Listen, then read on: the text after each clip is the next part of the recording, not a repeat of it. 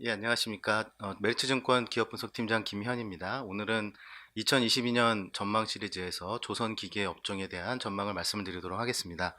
제목을 효율성의 역습이라고 말씀을 적어봤는데요. 이 내용은 지난 2005년 이후 사실상 한 15년간 전 세계 모든 투자가 효율성을 극대화하는 전략에만 집중된 투자가 일어났었고, 그게 잘 아시다시피 전 세계 공급망 붕괴로 인해서 효율성에 집중됐던 투자가 거꾸로 비효율적인 모습과 비정상적인 운임 폭등, 원자재 가격 폭등을 유발했기 때문에 이러한 이벤트들이 내년에 어떻게 해소되느냐에 따라서 저희 조선중공업 기계업종에 중요한 변수로 작용할 것이다라고 보고 있습니다. 실제 올해 1년 내내 저희 조선업종이 슈퍼사이클이 왔다 아니었다라는 논란이 상당히 많았죠. 다 뒤에 차트로 말씀을 드리겠지만 팩트는 컨테이너 운임 폭등이 촉발했고, 그로 인해서 작년 3분기까지 급격하게 위축됐던 발주가 코로나 이후 작년 4분기부터 현재까지 급격하게 개선이 되면서 운임은 오르고 발주가 늘어나니 당연히 호황으로 가는 거 아니냐라는 기대감을 갖기에 충분했었지만, 저희가 선박은 4대 선종이라고 얘기를 합니다. 운송하는 화물에 따라서 원자재를 운반하는 벌크선, 원유나 액체 화학 정유 제품을 운반하는 탱커, 소비재, 완성품을 운반하는 컨테이너, 가스를 운반하는 가스선, 네 가지로 분류를 합니다만, 현재까지의 운임 방향만 놓고 본다면 컨테이너의 초호황, 벌크의 변동성 심화, 탱커의 부진 장기화, 가스선은 계절적 성수기에 도래한 혼재된 양상이기 때문에 현재 업황만 놓고 봤을 땐 슈퍼사이클 논하긴 이르다라고 보고 있고요. 넥스트 연료 변화 라고 하는 트리거로 인해서 저희가 예측 가능한 슈퍼사이클은 한 2025년 정도에 도래하지 않을까라고 보기 때문에 앞으로 남은 3, 4년 동안은 넥스트 슈퍼사이클로 가게 되는 계기가 무엇이고, 거기를 위한 준비를 한국 조선중공업계가 충실히 할 수 있냐 없냐로 결정이 될 것 같다. 그 연료 변화라고 한다는 것은 COP26이나 탄소 중립과 같은 탈탄소 사회에서 오일 연료에서 대체 연료로 변화될 수 있을 것이냐에 킬 것이고, 연료 변화될 때 핵심은 저희가 내연 자동차에서 전기차로 갈 때 핵심이 배터리이듯이 엔진 개통을 포함한 전형적인 선형 개발이 핵심적인 기술이 될 것 같다라고 보고 있고요. 그럼 내년의 업황은 어떻게 놓고 봐야 되느냐라고 한다면 저희는 변곡점은 2분기라고 보고 있습니다. 첫 번째 패러그래프의 마지막에 있습니다만 네 가지 가능성이라고 보는데요. 첫째, 올해 급등했던 강제 가격은 내년에 하향 안정화될 가능성이 높다. 하반기에 강제 가격이 빠진다면 그 가격 협상은 내년 2분기부터 전개되기 때문에 2분기의 강제 가격 방향성, 그때 원가가 내려갔을 때도 한국 조선업계, 중국 조선업계가 성과 방어 또는 성과 인상에 성공한다면 우상향으로 가는 변곡점이 될 것이고, 원자재 가격이 빠짐과 동시에 성과도 같이 흐르는 모습이라면 결국 코스트 푸시 이상도 이하도 아니다가 될 것이기 때문에 회복의 시기는 그만큼 늦어질 수밖에 없다라고 보고 있고요. 뒤에 다시 말씀을 드리겠지만 이 4대 선종에서 가장 내년에 변수가로 예상을 하는 선종은 탱커입니다. 흔히들 국제유가가 80달러 위까지 올라오다 보니까 원유 수요가 살아나서 투자가 늘어난다는 기대를 합니다만, 사실상 최근까지의 유가 급등은 수요 개선보다는 공급 측면에서의 스퀴즈로 인한 수급 불균형에 의한 반작용이었다고 보고 있기 때문에 탱커의 계절적 성수기인 드라이빙 시즌이 도래하고, 지난 2021년 1분기 이후부터의 급격하게 악화됐던 탱커 운임이 과연 내년 2분기에 반등을 할 수 있냐 여부, 그리고 지금 물류 쪽을 담당하시는 분들은 더 체감을 하시겠습니다만 지금의 컨테이너선 운임은 인류 역사상 최고 수준입니다. 이 최고 수준이 언제 꺾일 것이냐에 대한 문제인데, 최소한 내년 중국 춘절인 1분기까지는 강세를 유지하겠습니다만 춘절 이후 수요가 정체되는 2분기 때부터 혹시 컨테이너 운임이 피크아웃을 할 것이냐, 피크아웃을 했을 때 운임이 빠짐에도 불구하고 컨테이너 발주가 이어질 수 있냐 없냐, 이런 것들을 확인해야 될 시기가 2분기다라고 보고 있습니다.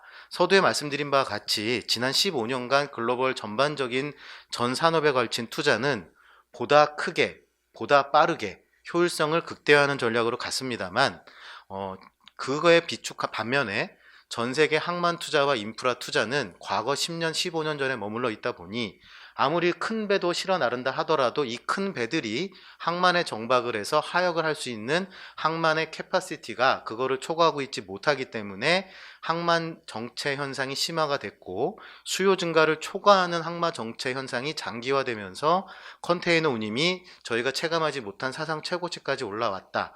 최근 들어 미국 정부가 이번 달 11월 15일부터 컨테이너 주요 항만에 일주일, 2주일 이상 계류된 컨테이너 박스에 대해서 페널티를 부과하겠다라고 실시를 하면서 미국 정부의 물류 대란에 대한 해소 의지를 보이고 있는데, 이 해소 의지만 갖고 있다고 풀리는 건 아니죠. 결국 피크 시즌을 지나서 정상화될 수 있느냐, 이거에 대한 정책적 의지의 결과물을 확인하는 시기가 2분기라고 보고 있고요. 결국 앞으로의 투자는 과거와 같이 보다 빠르고 보다 크게 효율성 극대화하는 전략보다는 유연성을 갖고 이 유연성에 대처할 수 있는 인프라나 관련된 투자가 병행되는 사이클이 전개되지 않을까라고 보고 있고요. 특히 선박도 대형화 일변도보다는 중형 선박, 소형 선박의 노후선 교체 중심으로 내년에 발주가 전개되지 않을까라는 생각을 합니다. 저희 조선뿐만이 아니라 중공업 기계, 전 산업 걸쳐서 가장 중요한 포인트는 결국은 에너지원의 변화일 텐데요. 아시다시피 지난 한 20년간의 전 세계 에너지 발전의 패러다임은 큰 발전소를 대규모로 지어서 거기서 발전 용량을 극대화시키고 이걸 통해서 산업화를 진행해 왔다라고 한다면, 도시화 4차 산업, 그 다음에 환경 규제, 이런 것들 플러스 신재생이라고 한다는 것은 결국은 발전원의 점조직화, 분산을 의미하는 것이기 때문에 이걸 연결하는 네트워킹, 인프라와 전력망에 대한 투자는 필연적으로 늘 수밖에 없지 않을까라는 생각을 하고 있습니다. 저희 시나리오는 크게 세 가지 매크로 규제 변수, 여기에 키는 결국 현대중공업 그룹과 대우조선의 인수합병 승인이 날 것이냐 안 날 것이냐가 중요한 변수일 거고, 두 번째는 원자재 에너지 운임의 관계, 세 번째는 시장 자체가 금리 환경이나 ESG 펀딩 쪽이 어느 쪽으로 전개될 것이냐에 따라서 저희 조선과 기계의 유불리는 차이가 날 수 있다. 그래서 시나리오는 참고 삼아 읽어봐 주시면 될 것 같고요.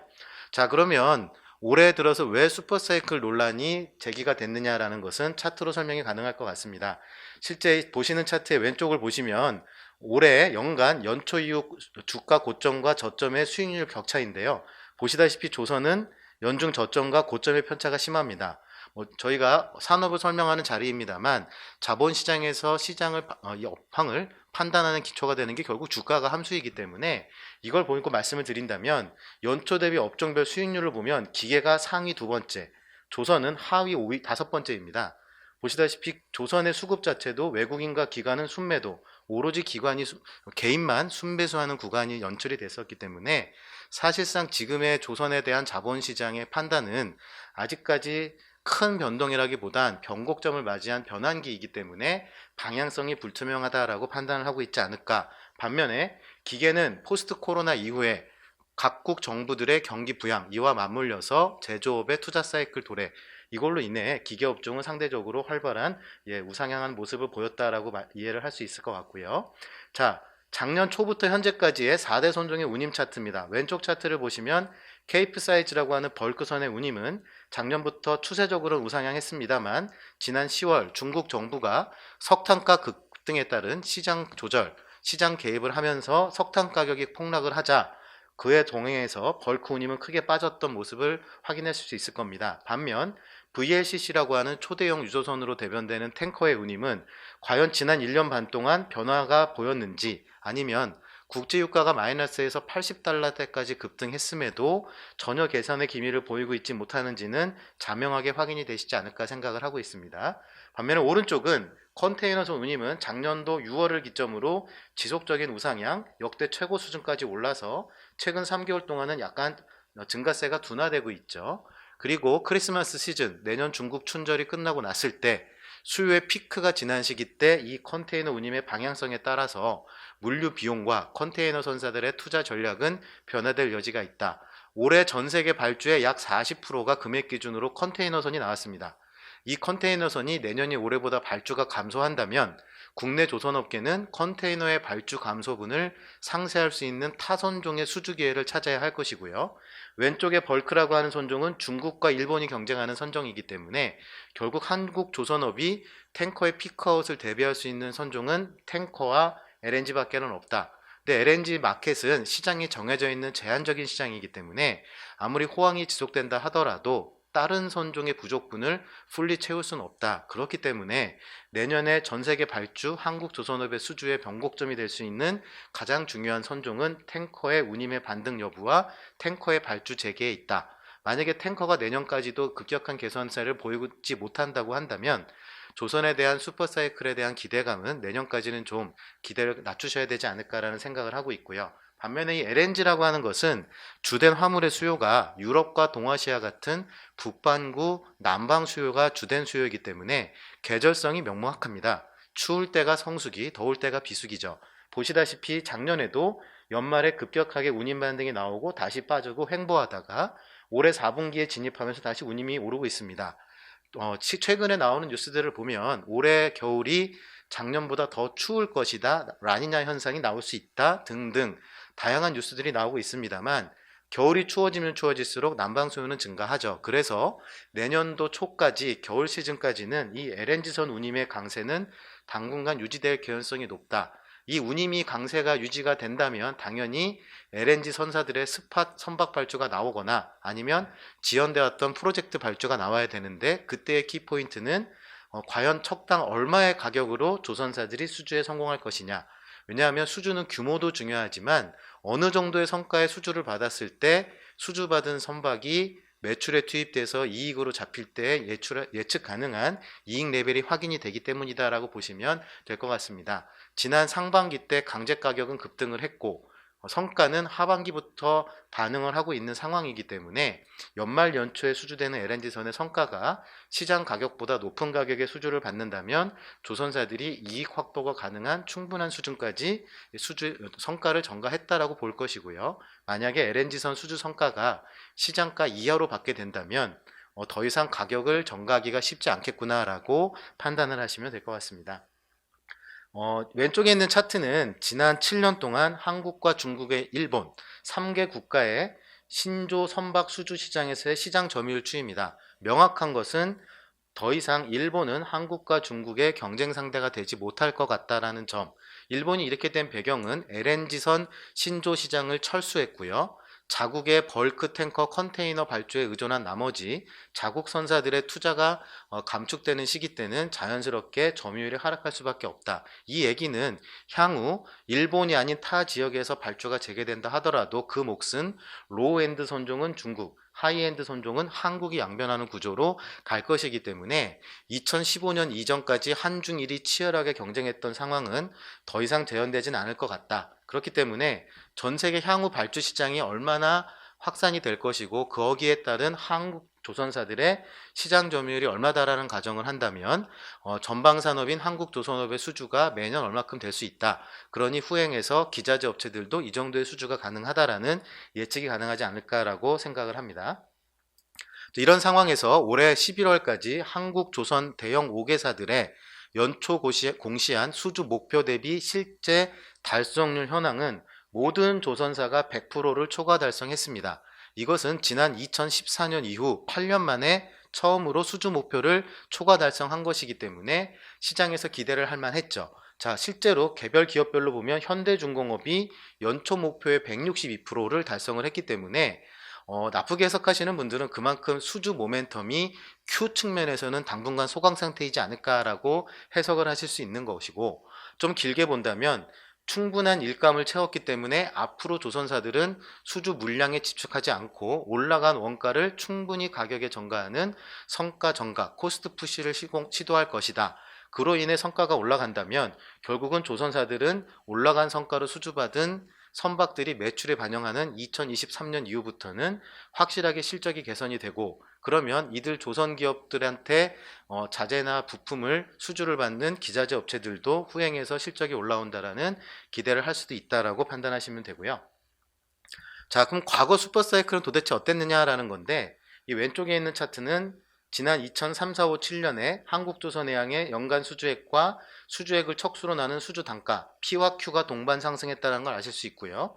중간은 삼성중공업 똑같은 모습입니다. 실제 과거 슈퍼사이클인 2003, 4, 5, 6, 7, 8년 상반기 때 수주가 이렇게 늘고 일본 점유율 침체, 한국 점유율 급상승을 보였던 게 그때의 사이클입니다. 극단적으로 말씀을 드린다면 2007년 1년에만 국내 조선업계가 새로 수주한 수주액이 955억 달러였다.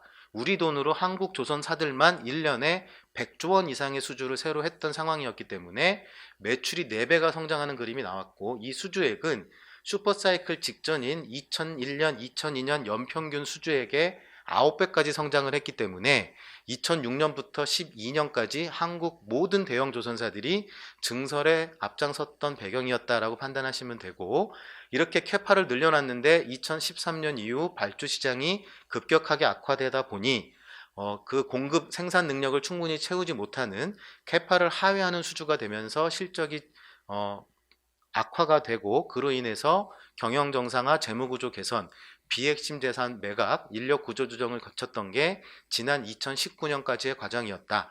그래서 2020년은 구조조정이 끝나고 턴어라운드를 기대했던 시기였는데 코로나 사태가 발생을 하면서 사실상 그 기대감이 2021년에 한꺼번에 몰려들었다라고 저희 업황을 판단하시면 됩니다.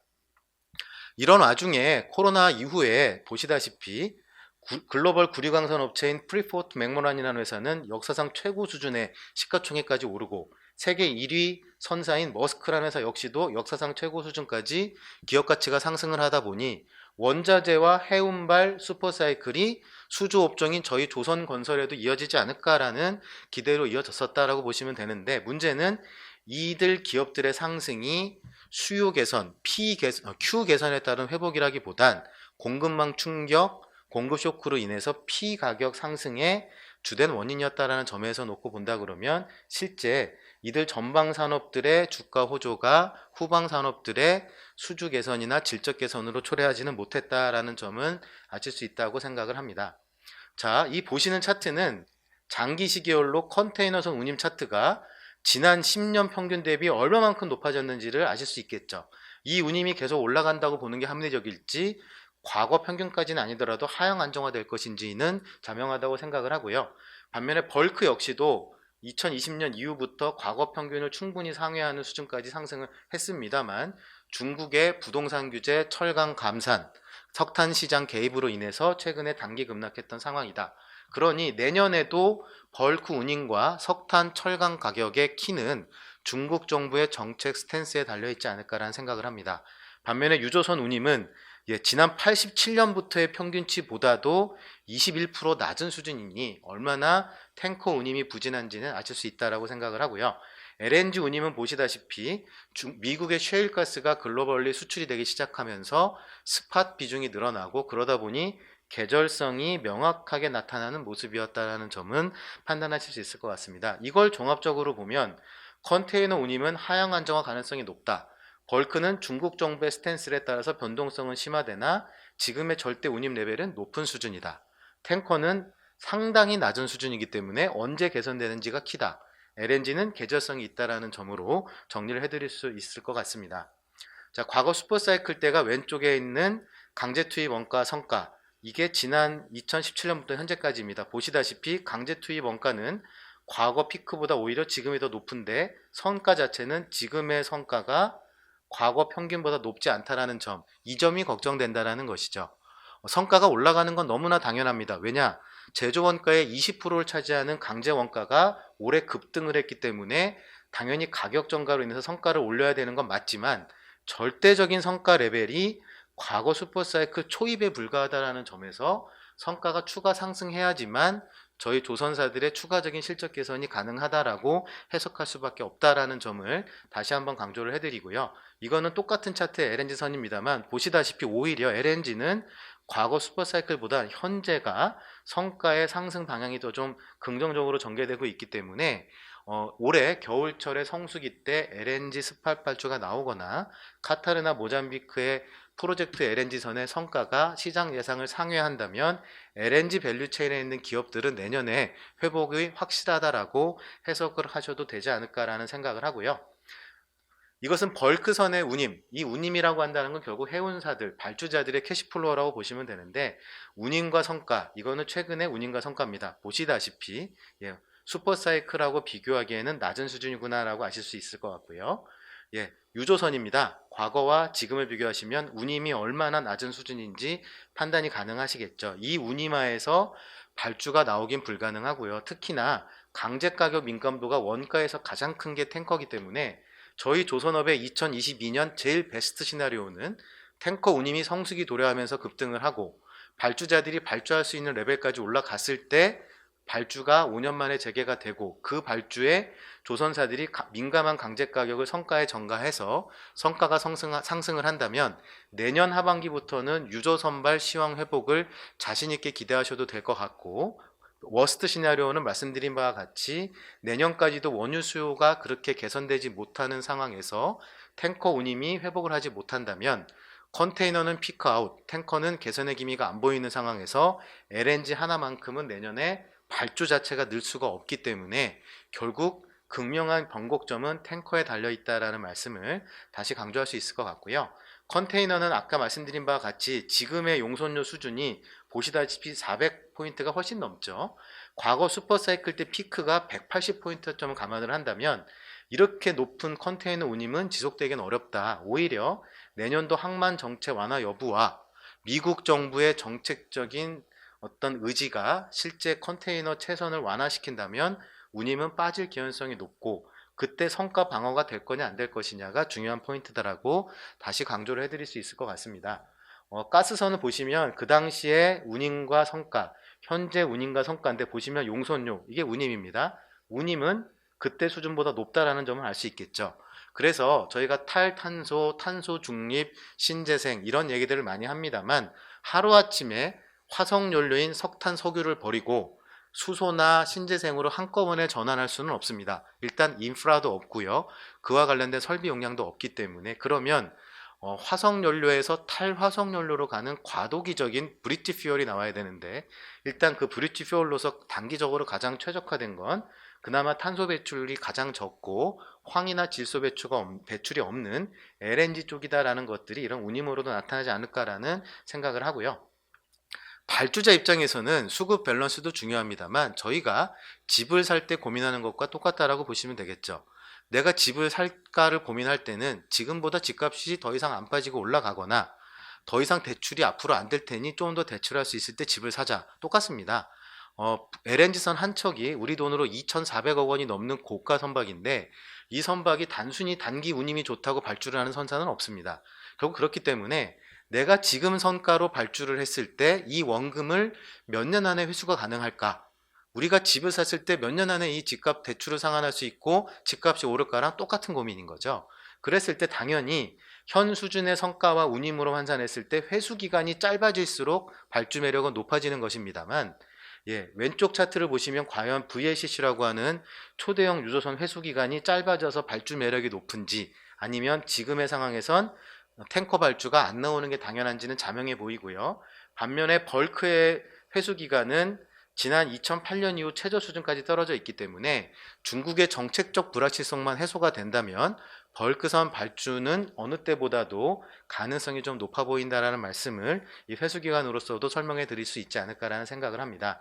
자, 결론적으로는 지금은 2021년에 논의가 됐고 기대를 가졌던 슈퍼사이클을 2022년에 당장 도래한다라고 기대할 수는 없다. 물론 원재료 가격이 올라가다 보니 성과가 올라간 건 다행스럽지만 절대적인 성과 레벨은 그때 평균 수준에 불과한 상황이지만 원재료 가격은 그때보다도 훨씬 높은 수준인 점을 감안을 한다면 여기서 원재료 가격이 급격하게 빠지거나 선박 가격이 더 오르진 않고서는 향후에 조선사들의 이익 개선 폭은 제한적일 수밖에 없기 때문에 원가라고 하는 예측 불가능한 변동 요인을 뺀다면 결국 선박 가격의 추가 인상 여부가 가장 중요할 거라고 보고 있고요.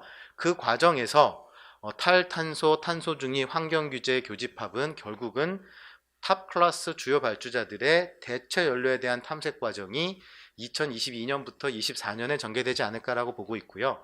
연료에 대한 옵션은 크게 네 가지가 있지 않을까라는 생각을 합니다. 어떤 발주처는 나는 기존의 오일을 쓰되 탄소 포집을 통해서 탄소 배출을 줄이겠다라고 선택을 할 수도 있고요. 어떤 발주처는 가스 연료로 대체하겠다. 가스도 탄소가 나오기 때문에 나는 아예 탄소가 없는 수소, 특히 암모니아를 연료로 쓰겠다.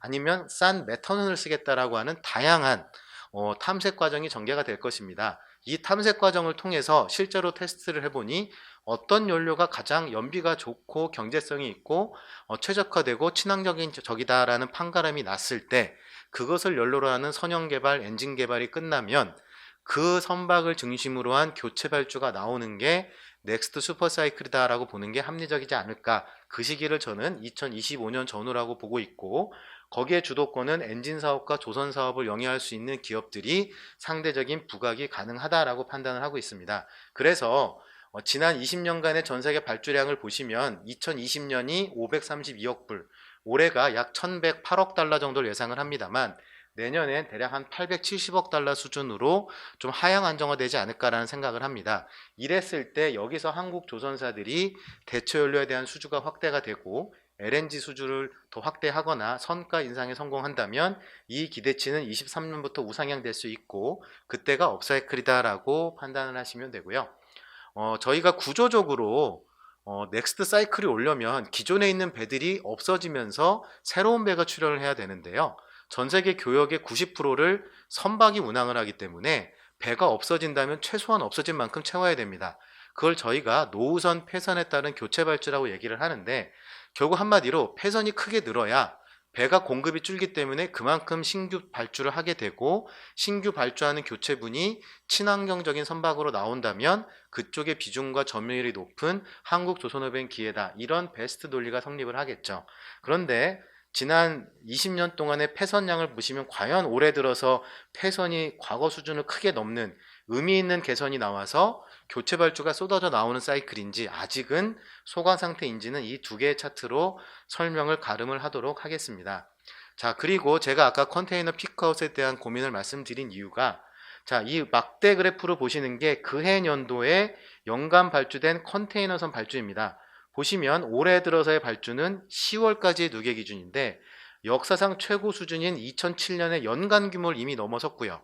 그래서 이미 발주가 나가서 앞으로 2022년 내년 4분기 이후부터 시장에 투입할 신규 컨테이너선이 이미 시장에 떠다니고 있는 컨테이너선의 23%를 넘어섰습니다. 이 배들이 23년부터 3년에 걸쳐서 인도된다는 가정을 해도 매년 선박 공급이 7% 가까이 증가한다는 것이기 때문에, 내년 어느 순간 때 컨테이너 운임이 꺾일지 모르겠습니다만 23, 24년으로 가면서 컨테이너 운임은 낮춰질 개연성이 가장 유력하지 않을까라는 거고, 반면에 벌크는 발주 자체가 많지 않아서 공급 과잉에 대한 노이즈는 없을 것 같다라는 점, 탱커도 발주 자체가 지난 몇 년간 감소하면서 수급 부담이 없다. 반면에 LNG나 LPG는 생각 외로 발주가 많아서 수급 부담이 그렇게 완화된 상황은 아니기 때문에 LNG, LPG가 내년에 좋다고 해도 올해보다 큰 폭의 개선을 기대하기는 어렵다라고 본다면, 가스선은 플랫, 벌크는 소폭 개선, 탱커는 중요하지만 잘 모르겠다, 컨테이너는 확실히 빠진다가 되기 때문에 탱커를 제가 제일 중요한 변수라고 다시 강조를 해드리는 이유다라고 생각을 하시면 되고요. 저희는 일단 서두에 말씀드린 바와 같이 중국의 신용 확장 경색 사이클이나 중국의 열연 유통 가격이 6개월의 시차를 두고 동행한다는 점을 감안을 해본다면, 이미 중국의 차이나 크레딧 임펄스라고 하는 중국 신용지표가 올 들어서 꺾이기 시작한 상황에서 6개월 레깅하면 내년 상반기 이후부터는 중국의 철강 유통 가격이 빠질 개연성이 높다라고 보기 때문에, 물론 중국과 한국 철강 가격이 동조화되진 않습니다. 왜냐? 중국 정부가 자국산 철강 수출을 규제하기 있기 때문인데요. 그걸 감안하더라도 포스코를 비롯한 국내 철강사들의 강제 가격은 내년엔 철저하게 상고하저일 개연성이 높고, 하반기 구매분에 대한 협상을 2분기에 진행한다는 점을 감안을 했을 때 2분기의 강제 가격과 그거에도 성과를 방어할 수 있느냐 없느냐가 서두에 설명드린 변곡점이다라는 말씀을 드리고, 저희 하우스는 내년에 후판 가격은 3분기부터 톤당 30만 원 가까이 인상이 될 여지가 있다라고 보기 때문에, 이렇게 가격이 빠지는데 성과를 방어를 한다면 선가는 유지가 되는데 원가가 25%가 빠지기 때문에 22년 하반기 이후부터 조선이나 기자재, 기계업종의 수익 개선을 초래할 수 있다라고 판단을 하고요. 반대로 원가가 빠지니까 선가도 같이 빠진다면 그 기대감은 소멸되겠다라고 이해하시면 됩니다. 이렇게 말씀드린 이유도 실제 두 차트를 보시면 일본과 중국의 후판 가격 역시도 약간의 단기 변동성은 있지만 큰 틀에선 동조화되어 있는데, 이 중국 유통 가격이 빠지고 일본 후판 가격이 플랫하게 가고 있다. 근데 일본 후판 가격과 성과 지수의 동행 관계를 놓고 보신다면 강제 가격이 빠질 때 성과의 방향이 무엇보다 중요할 수밖에 없다라는 점은 제가 여러 번 강조해도 지나치지 않다라고 보고 있고요. 그나마 다행인 건 워낙 약세가 지속됨에도 달러 성과를 계속적으로 상승을 해서 일단은 지금은 성과와 실적의 방향성은 환율과 상관없이 동조화되고 있다라고 판단을 하시면 되고요. 일단 제가 2분기가 변곡점이다라고 말씀드린 이유도 첫째, 공급망의 비효율성 중에 하나인 벌크 화물 쪽에서 중국, 호주 간 무역 분쟁이 완화될 거냐 아니면 지속될 거냐에 따라서 벌크 화물의 물동량이 마이너스일 거냐 플러스일 거냐가 결정되기 때문에 철저하게 벌크 원자재는 내년도 하반기에 있을 중국의 3기 지도부 출범 전인 중국 춘절과 3기 지도부 출범의 사이인 2분기의 정책 변화 여부에 따라서 달려있지 않을까라고 말씀을 드릴 수 있을 것 같고요.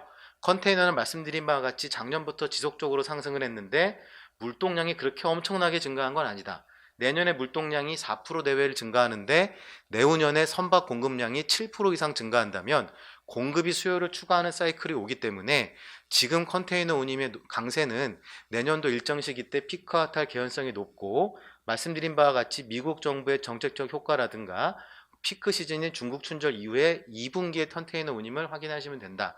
저희의 기본적인 하우스의 뷰는 하반기 때 컨테이너 운임은 하향 안정화될 가능성이 높다라고 판단을 하고요. 이런 와중에 말씀드린 바와 같이 지난 몇 년간 효율성 중심의 투자만 집중적으로 했었다. 실제로 컨테이너선은 지속적으로 대형화까지 왔고 24,000 TU까지 왔다.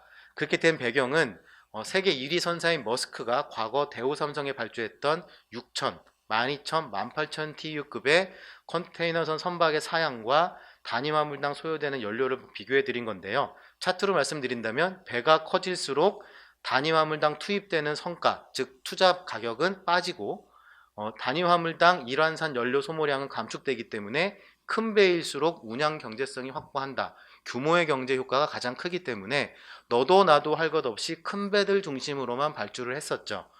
근데 더 이상 발주의 대형화가 진행되지 못하고 있고 올해 공급망에 충격이 온 상황에서는 큰 선박보다 오히려 작은 선박의 운임이 거의 따라잡는 모습을 보이다 보니까 그만큼 전 세계 물류의 상황은 정상적이지 못한 어떤 요인으로 인해서 비효율성이 확대된 양상이 2021년이다. 그러나 각국 정부들이 인프라에 대한 투자 의지를 천명하고 미국 정부가 운임에 대한 카르텔에 대한 규제, 그 다음에 컨테이너 박스 적체에 대한 규제를 진행하고 있는 과정이기 때문에 이러한 규제가 실제 최선의 완화로 나타난다고 한다면 대형화에 집중된 투자보다는 효용성, 효율성, 플렉서빌리티, 가용성을 높일 수 있는 투자로 중심이 좀 이동되지 않을까라는 생각을 하고 있고요. 그렇기 때문에 대형선보다는 중형선, 소형선의 노후선 교체가 컨테이너선은 2022년에 기대할 수 있지 않을까 생각을 하고 과거에는 경제성 때문에 최대한 빨리빨리 움직이는 게 유리했지만 불황이 장기화되면서 선박들은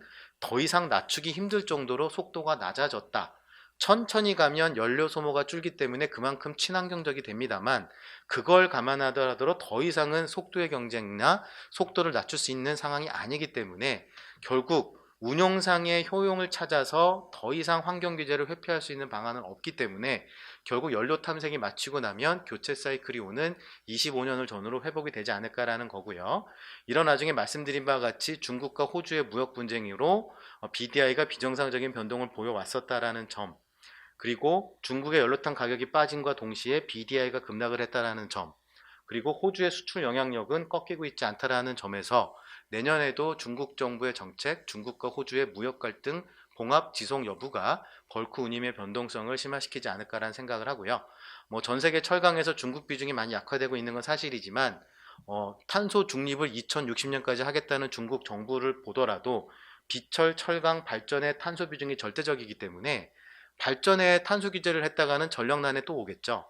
비철 금속 광물에 대한 규제를 하니까 석탄 대란에 빠졌죠.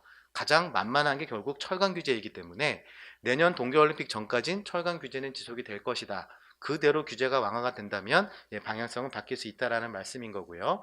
컨테이너는 아까 말씀드린 바와 같이 미주 노선의 컨테이너의 노후화로 항만 정체가 심화됐다. 미국의 3대 항만의 처리 능력이 전체 처리 능력보다 크기 때문에 이 3대 항만에 집중된 정체 현상이 컨테이너 시장을 왜곡했다라는 점은 차트로 설명이 가능할 것 같고요. 수출 국가들의 수출 컨테이너 처리 능량은 증가했지만 수입 국가인 미국의 컨테이너 처리 능량은 증가하지 못했기 때문에 여기서 병목 현상이 발생을 했고, 이 점에서 미국 정부가 항만 인프라에 대한 투자를 천명했기 때문에 이 투자가 효과로 작용하기엔 시간이 걸리겠습니다만 그걸 감안하더라도 점진적으로 완화된다라는 점입니다. 그래서 공급망 변화의 가속화는 빨리 나타날 거다라고 보고 있고, 보다 플렉서빌리티를 갖는 다양성, 유연성에 대한 투자가 확대가 되고, 발전원 역시 대형 발전 메인을 중심으로 퍼져나가는 게 아니라 분산화, 점조직화된 발전화에 대한 투자가 확대될 개연성이 높기 때문에 최근에 논의되고 있는 SMR 역시도 그런 발전원의 분산화의 일환이다라고 판단을 하시면 되고요. 그런 와중에 유럽의 천연가스 재고가 평균치를 하회했고 러시아와 독일 간의 갈등이 부각이 된다면 올 겨울에 생각보다 천연가스 가격의 폭등이 재현될 여지가 있기 때문에 천연가스의 가격의 안전성 측면을 놓고 보더라도 발전원의 분산화는 불가피할 수밖에 없다. 그러니 아마 내년의 변곡점은 이 천연가스 가격이 심화가 됐을 때 유럽과 미국의 정부가 에너지원을 천연가스 중심으로 갈 건지 아니면 원자력 발전과 신재생을 병합할 건지에 대한 논의들이 전개되지 않을까라는 생각을 하고 있고요. 이러한 변화 자체는 구경제, 오일에만 집중하는 투자 전략이 변화된다는 의미입니다. 미국 오일 리그수의 절대적인 레벨 자체가 현저히 낮다라는 걸 아실 수 있고요. 더 이상 에너지 집적도나 발전 효용성의 개선이 없기 때문에 결국은 에너지 변화의 중심은 빠르게 가속화될 수밖에 없다라는 점. 그래서 다국적 거대 에너지 기업과 국영석유 기업들의 생산량이 꺾이고 있고 캐펙스, 자본 투자가 감소하고 있다는 점. 그래서 매장량이 줄고 있기 때문에 증산이 어렵다는 점에서는 내년에도 공급이 크게 늘어서 유가가 오를 개연성보다는 위축됐던 공급이 조금씩 개선이 될까의 정도의 판단점이다. 그러니 공급이 변화가 없다라고 했을 때 수요가 살 거냐의 문제이니 수요가 살지 않을지 판단하는 드라이빙 시즌 때 탱커님을 관심 있게 지켜봐 달라는 말씀인 거고요. 보시다시피 오일 컴퍼니들이 유가가 올라가니까 현금도 쌓아지고 부채 비율도 내려가는데 왜 투자를 안 할까? 기존의 투자랑 다른 투자를 해야 되기 때문에 패러다임 변화 과정에서 고민의 과정이지 않을까라는 생각인 거고, 그러다 보니 구오일 경제에 집중하는 해양 서비스 기업들 주가는 2018년 7월 이후 전혀 회복이 되고 있지 않다라는 점, 빈익빈 부익부 그리고 패러다임 변화 때 중심에 있지 못하는 기업들은 도태될 수밖에 없다라는 점이 저희 조선중공업 기계에서 내년에 주로 보셔야 될 포인트가 되지 않을까라는 생각을 하고 있고요. 그래서 효율성이 가져온 역습으로 오히려 과거 비효율성, 결국 굳이 큰 배가 아니더라도 유연하게 다닐 수 있는 중형 선박의 니드가 강해지고 대형 발전원을 투자해서 뿌리는 게 아니라 일괄적으로 뿌리는 게 아니라 점조직, 전력원의 분산환을 통해서 플럭서빌리티를 갖는 이런 투자로 회귀하는 모습이 내년부터 본격적으로 전개될 것이다. 이미 전 세계 경기와 발주의 디커플링은 깨진 상황이다. 깨졌던 배경은 과거에는 공급망 이슈, 지금도 공급망 이슈다. 그렇기 때문에 내년 저희의 키워드는 결국 물류일 거라고 보고 물류의 변곡점은 2분기다라고 보고 있고 이게 저희 조선업과 기계업종의 주요 변수로 작용하지 않을까라는 생각을 합니다. 이상 2022년 조선기계 전망에 대해서 간단히 설명을 드렸습니다. 감사합니다.